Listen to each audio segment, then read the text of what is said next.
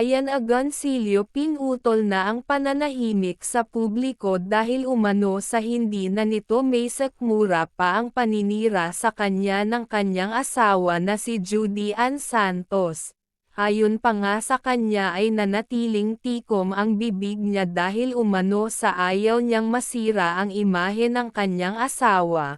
Ngunit dahil nga sa pinaggagawa nito sa kanyang imahe sa publiko ay di na nito naiwasan pang ipagtanggol ang kanyang sarili sa media.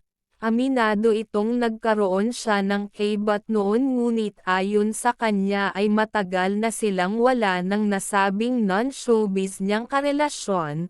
Ayon pa kay Ryan Agoncillo ay hindi rin daw ito ang dahilan ng kanilang pag-divorce kundi dahil ito sa kanyang asawa na noon pa man daw ay palagi na lamang naghuhugas ng kamay, maging sa kanilang anak nga din daw umano ay sinisira nito ang imahe niya bilang ama.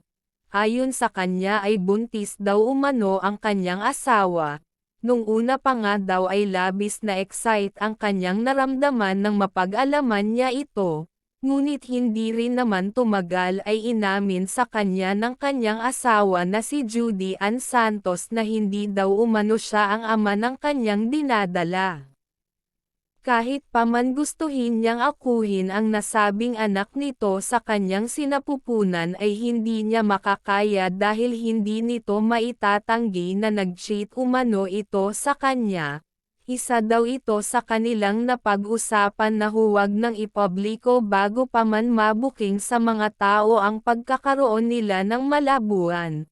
Ngunit dahil nga sa paninira ng kanyang asawa ay nawalan na ito ng choice kundi umamin sa totoong kaganapan sa pagitan nila ni Juday.